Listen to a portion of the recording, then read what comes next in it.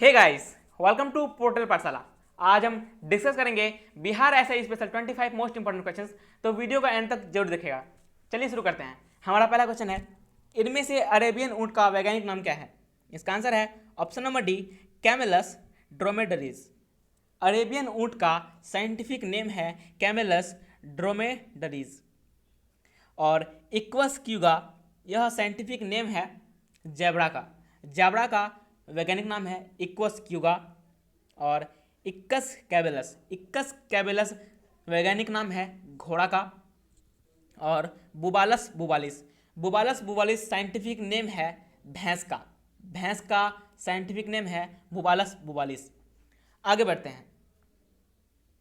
Lorentz वक्र क्या दर्शाता है? लॉरेंज वक्र दर्शाता है आय वितरण। लॉरेंज वक्र आय वितरण को इंगित करता है। यह धन या आय के वितरण का एक आरेखीय निरूपण है। यह 1905 में मैक्स ओ लॉरेंस द्वारा वितरण की असमानता का निरूपण करने के लिए विकसित किया गया था। आगे बढ़ते हैं।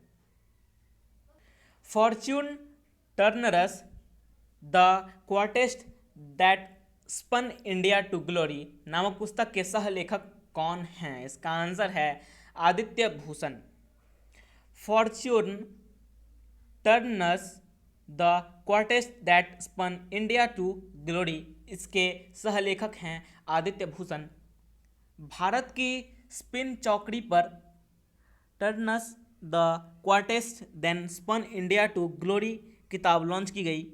पुस्तक भारत के स्पिन किंवदंतियाँ बिशन सिंह बेदी, इरापल्ली, पुन्नगा, भागवत चंद्रशेखर और एशी वेंकटराघवन पर आधारित है। आगे बढ़ते हैं। अंडमान निकोबार द्वीप की राजधानी क्या है? इसका आंसर है पोर्ट ब्लेयर। अंडमान निकोबार द्वीप की राजधानी है पोर्ट ब्लेयर। यह दक्षिण अंडमान द्वीप के पूर्वी तट पर स्थित है और द्वीपों का मुख्य प्रवेश बिंदु भी है। आगे बढ़ते हैं।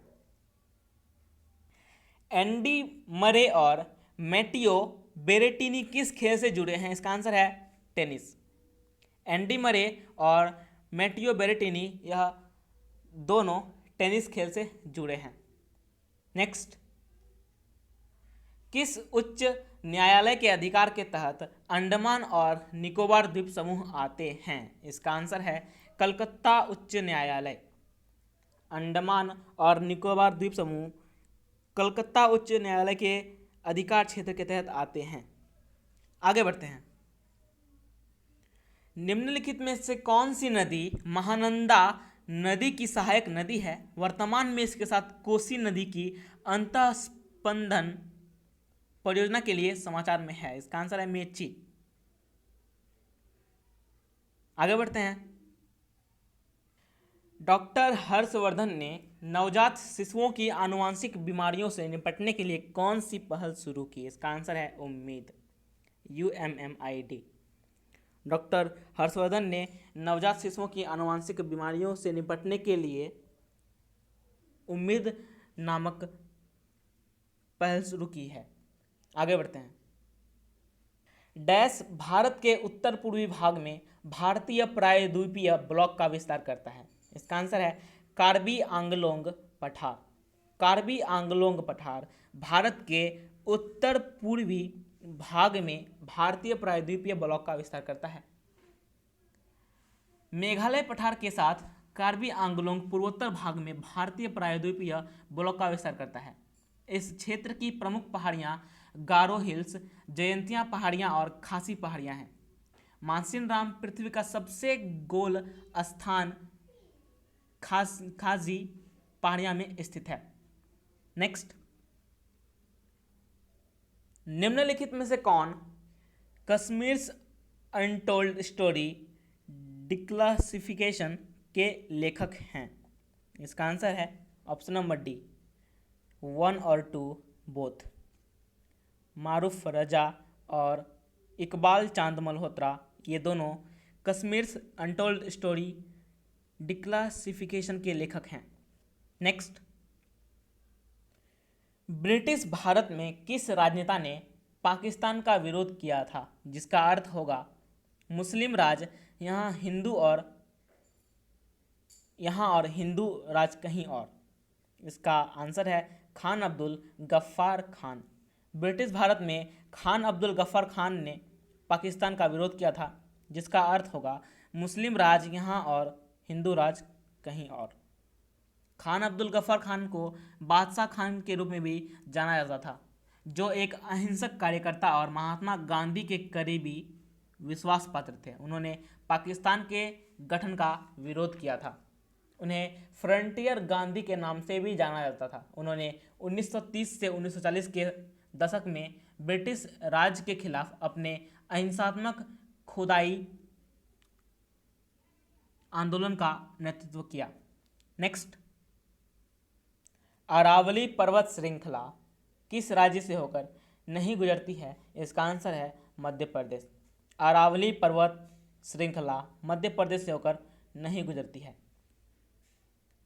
यह विश्व की सबसे प्राचीन पर्वत श्रृंखला है और राजस्थान, हरियाणा, दिल्ली और गुजरात राज्यों से होकर गुजरती है। इसकी सीमा लगभग 100 किलोमीटर की है और माउंट आबू में इसका उच्चतम शिखर 5650 फीट तक है। आगे बढ़ते हैं। एसडी रैम में एस का क्या अर्थ है? इसका आंसर है सिंक्रोनस। एसडी रैम का फुल फॉर्म होता है synchronous dynamic random access memory. RAM मुख्य रूप से 3 प्रकार के होते हैं। डी रैम, इसका फुल फॉर्म होता है dynamic random access memory. S RAM, इसका फुल फॉर्म होता है स्टैटिक रैंडम एक्सेस मेमोरी। और एस डी रैम, इसका फुल फॉर्म होता है synchronous dynamic random access memory. S D RAM एक प्रकार की डायनेमिक रैंडम एक्सेस मेमोरी है जो बहुत अधिक गति से कार्य करती है। आगे बढ़ते हैं। डोमकच निम्न में से किस राज्य का एक लोक नृत्य है? इसका आंसर है बिहार। डोमकच एक बिहार का लोक नृत्य है। इसके अलावा बिहार के और कुछ लोक नृत्य हैं, जैसे विदेशिया, कजरी, जाट जातिन इत्यादि। आगे बढ़ते हैं। मैन एंड द बायोस्फीयर एक पारिस्थितिक कार्यक्रम डैश द्वारा लॉन्च किया गया था। इसका आंसर है यूनेस्को द्वारा। मैन एंड द बायोस्फीयर एक पारिस्थितिक तंत्र यूनेस्को द्वारा लॉन्च किया गया था। नेक्स्ट, निम्नलिखित में से किस वर्ष में पटना विश्वविद्यालय का स्थापना किया गया था? इसका आंसर है 1917। पटना विश्वविद्यालय की स्थापना 1917 में की गई थी। यह बिहार का पहला और भारत का 7वां विश्वविद्यालय है। विश्वविद्यालय को सरकार द्वारा मैट्रिक स्तर से स्नातकोत्तर स्तर तक शुरू होने वाली परीक्षाओं को कराने के लिए जिम्मेदारी दी गई थी। नेक्स्ट, मवेशी की नस्ल मिथुन डैश में पाई जाती है। इसका आंसर है अरुणाचल प्रदेश। मिथुन एक मवेशी नस्ल है जो अरुणाचल प्रदेश में पाई जाती है और अरुणाचल प्रदेश की राजकीय पशु है मिथुन। इसके अलावा तमिलनाडु की राजकीय पशु है नीलगिरी। झारखंड की राजकीय पशु है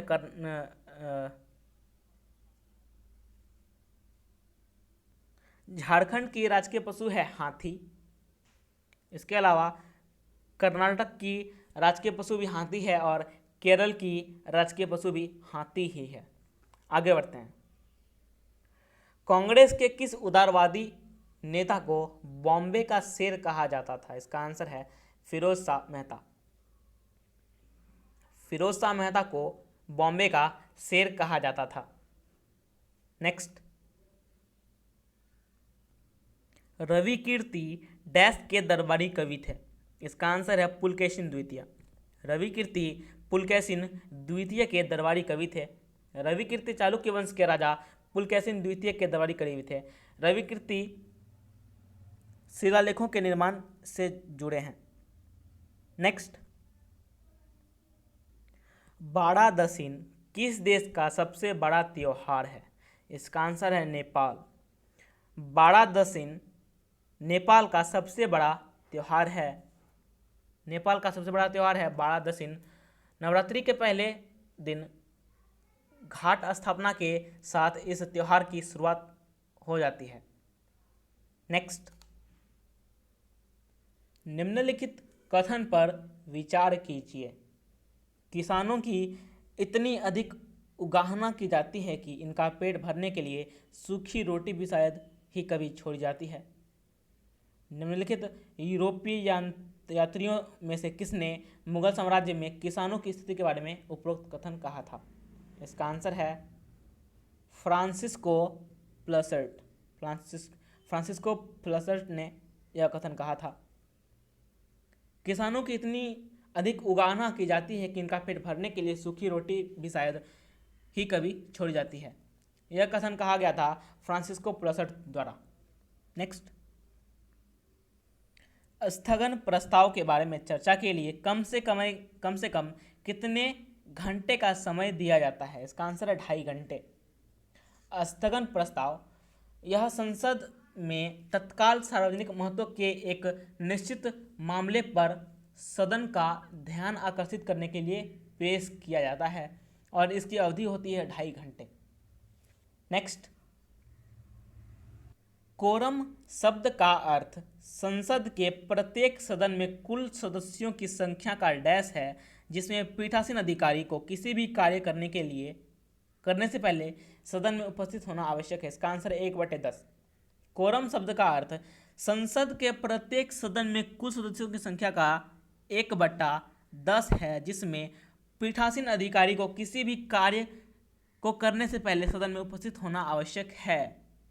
आगे बढ़ते हैं।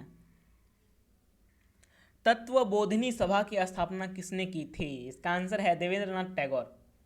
तत्वबोधिनी सभा की स्थापना देवेंद्रनाथ टैगोर ने की थी। आगे बढ़ते हैं। जब कोई पदार्थ इलेक्ट्रॉन खोता है तो उसका डैश हुआ है ऐसा कहा जाता है। इसका आंसर है ऑक्सीकरण। जब कोई पदार्थ इलेक्ट्रॉन खोता है तो उसका ऑक्सीकरण हुआ है ऐसा कहा जाता है। जिस रासायनिक प्रक्रिया में से तत्व का परमाणु इलेक्ट्रॉन खो देता है उसे ऑक्सीकरण कहा जाता है और उस तत्व का ऑक्सीकरण हुआ है ऐसा कहा जाता है। जिस रासायनिक अभिक्रिया में एक तत्व का परमाणु इलेक्ट्रॉन बढ़ता है उसे क्षय कहा जाता है और उस तत्व का क्षय हुआ है ऐसा कहा जाता है। सो फ्रेंड्स, हमारा वीडियो यहीं समाप्त होता है।